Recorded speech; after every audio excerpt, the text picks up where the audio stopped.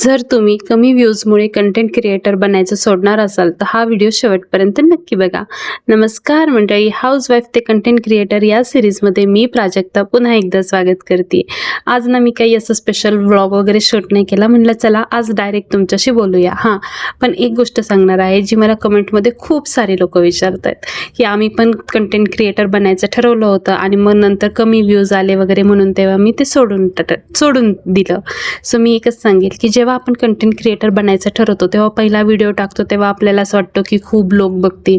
दुसरा व्हिडिओ टाकल्यावर असं वाटतं की नाही आपले खूप सारे फॉलोअर्स वाढतील आणि नंतर असं वाटतं की नाही तिसरा व्हिडिओ टाकल्यावर तर मग सगळंच खूप काही बदलून जाईल, मोठमोठे कोलॅबरेशन येतील. पण असं कधीच होत नाही.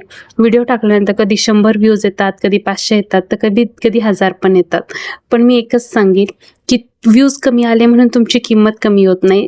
ते तुम्हाला एवढंच सांगतात की तुम्ही तुमच्या कंटेंटवर अजून काहीतरी छान काम करा, अजून काहीतरी नवीन शिका.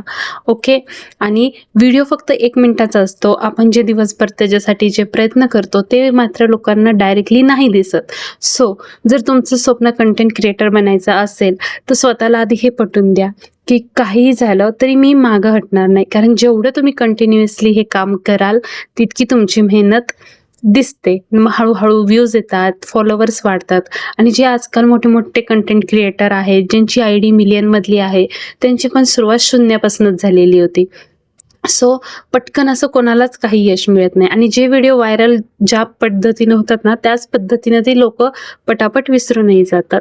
सो तुमचे मिनी ब्लॉग्स, तुमचा डेली लाईफ, तुमची लाईफस्टाईल ह्याच्यावर तुम्ही काम करा जेणेकरून तुमचे मिनी ब्लॉग अजून छान दिसतील. ओके.